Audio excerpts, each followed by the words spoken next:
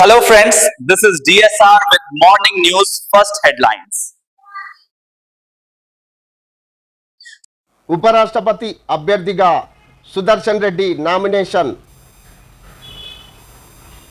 ఖర్గే, సోనియా, రాహుల్, ప్రియాంక హాజరు. ముగిసిన నామినేషన్ల గడువు విత్డ్రాకు 25 వరకు ఛాన్స్.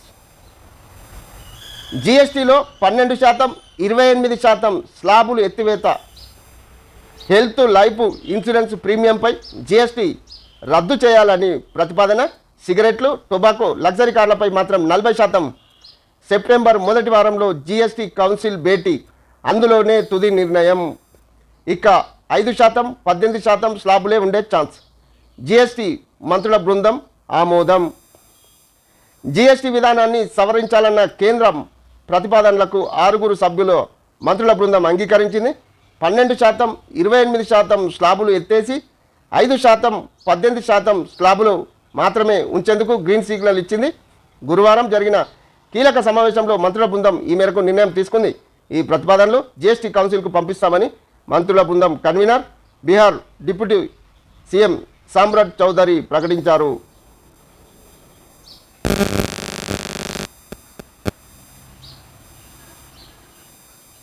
తగ్గనున్న రేట్లు. 12% స్లాబ్లోని వస్తువులన్నీ 5% స్లాబ్లోకి మారిస్తే ప్రధానంగా వెన్న, నెయ్యి, బాదం, nuts, seeds, biscuit, processed food, juice, vegetable, fruit preparation, dry fruits ధరలు తగ్గుతాయి. రోజు ఉపయోగించే toothpaste, soap, air oil, paper, books, pens, pencil ధరలు దిగివస్తాయి. అదేవిధంగా బట్టలు, బూట్లు, చెప్పుల ధరలు తగ్గుతాయి. సైకిళ్ళు, ఛత్రీలు, ఆయుర్వేదిక్ మెడిసిన్ ధరలు తగ్గి వస్తాయి. పుతిన్తో జైశంకర్ భేటీ. విదేశాంగ మంత్రి జైశంకర్ గురువారం మాస్కోలో రష్యా అధ్యక్షుడు పుతిన్తో భేటీ అయ్యారు. అంతకుముందు ఆ దేశ విదేశాంగ మంత్రి సెర్గీ లావ్రోవ్తో సమావేశమయ్యారు.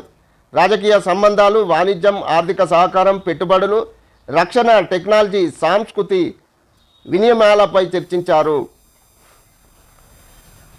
భూముల మార్కెట్ వాల్యూ 3 రెట్లు పెంపు. రాష్ట్రంలో వ్యవసాయ భూముల మార్కెట్ వాల్యూ 3 రెట్లు పెరగనుంది. హైదరాబాద్,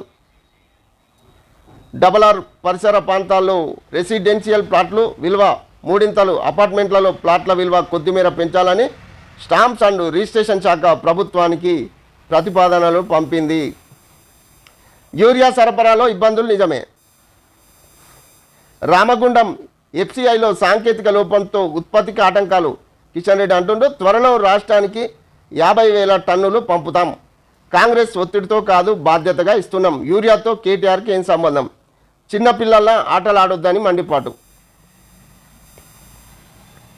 యూరియా సరఫరాలో ఇబ్బందులున్న మాట వాస్తవమేనని కేంద్ర మంత్రి కిషన్ రెడ్డి తెలిపారు. తెలంగాణ యూరియా సరఫరా విషయంలో ఇబ్బందులు ఏర్పడ్డాయని నిజమేనని అంగీకరిస్తున్నారు. ఈ విషయంలో అందరూ సహకరించాలని కోరుతున్నారు.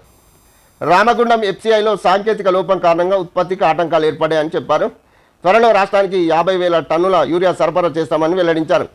కాంగ్రెస్ ధరతో యూరియా ఇవ్వడం లేదని, కేంద్ర ప్రభుత్వం తమ బాధ్యతగా ఇస్తున్నామని పేర్కొన్నారు. గురువారం ఢిల్లీలో తన అధికార నివాసంలో కిషన్ రెడ్డి మీడియాతో మాట్లాడారు. యూరియా సరఫరాలో అంతర్జాతీయంగా కాస్త ఇబ్బందులు ఎదురైనట్లు చెప్పారు.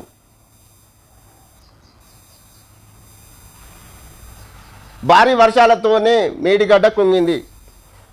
అది డిజైన్లు, ఇంజనీరింగ్ల వైఫల్యం కాదు. హైకోర్టులో కేసీఆర్, హరీష్ రావు తరపున వాదనలు. కమిషనర్ రిపోర్టు రద్దు చేయాలని, తుది తీర్పు కంటే ముందు తమపై చర్య తీసుకోకుండా చూడాలని వినతి.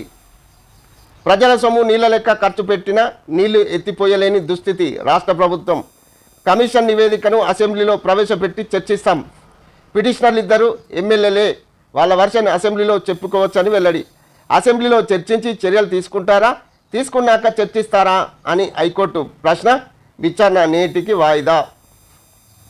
భారీ వర్షాల కారణంగానే కాళేశ్వరం ప్రాజెక్టులోని మేడిగడ్డ బ్యారేజ్ ఒక పిల్లర్ కుంగిందని హైకోర్టు ముందు కేసీఆర్, హరీష్ రావు తరపున లాయర్లు వాదనలు వినిపించారు. బ్యారేజ్ కుంగడానికి డిజైన్లు, ఇంజనీరింగ్ వైఫల్యం కారణం కాదని పేర్కొన్నారు. బీఆర్ఎస్ను అప్రతిష్ట పాలు చేసేందుకే జ్యుడిషియల్ కమిషన్ వేసి విచారణ జరిపించారని వారు ఆరోపించారు. జస్టిస్ ఘోష్ కమిషన్ ఇచ్చిన రిపోర్టును రద్దు చేయాలని, తుది తీర్పు చెప్పేలోగా పిటిషన్లపై చర్యలు తీసుకోకుండా మధ్యంతర ఉత్తర్వులు ఇవ్వాలని విన్నవించారు. నిబంధనలకు విరుద్ధంగా కమిషన్ ఏర్పాటు జరిగిందని, సాక్షులను క్రాస్ ఎగ్జామినేషన్ చేయకుండానే రిపోర్ట్లు కమిషన్ ఇచ్చిందని వారు వాదించారు. కాళేశ్వరం కమిషన్ ఇచ్చిన రిపోర్ట్ను రద్దు చేయాలని కోరుతూ కేసీఆర్, హరీష్ రావు ఇటీవల హైకోర్టులో వేర్వేరు పిటిషన్లు దాఖలు చేశారు. చర్యలు ఎలా తీసుకుంటారు? హైకోర్టు కమిషనర్ రిపోర్ట్ ఆధారంగా పిటిషనర్లపై చర్యలు ఎలా తీసుకుంటారో చెప్పాలని రాష్ట్ర ప్రభుత్వాన్ని హైకోర్టు వివరణ కోరింది. కమిషన్ నివేదికను అసెంబ్లీలో ప్రవేశపెట్టి చర్చ చేశాక చర్యలు ఉంటాయా, లేక అసెంబ్లీలో ప్రవేశపెట్టడానికి ముందే చర్యలు ఉంటాయో చెప్పాలని అడిగింది. ఇదొక కీలక విషయం. ప్రభుత్వ వివరణపై ఆధారపడి కేసు విచారణ ఉంటుందని హైకోర్టు పేర్కొంది. గురువారం సాయంత్రంలోగా వివరణలు ఇవ్వాలని ఆదేశించగా ఇప్పటికిప్పుడే సమాధానం చెప్పలేమని అడ్వకేట్ జనరల్ సుదర్శన్ రెడ్డి తెలిపారు. దీంతో విచారణను శుక్రవారం హైకోర్టు వాయిదా వేసింది. ఇది రాజకీయ కుట్రే. టీబీజీకేఎస్ గౌరవ అధ్యక్ష పదవి నుంచి తప్పించడం అందులో భాగమే. బీఆర్ఎస్ ఎమ్మెల్సీ కవిత నిబంధనలకు విరుద్ధంగా పార్టీ ఆఫీసులో ఎన్నిక జరిగింది.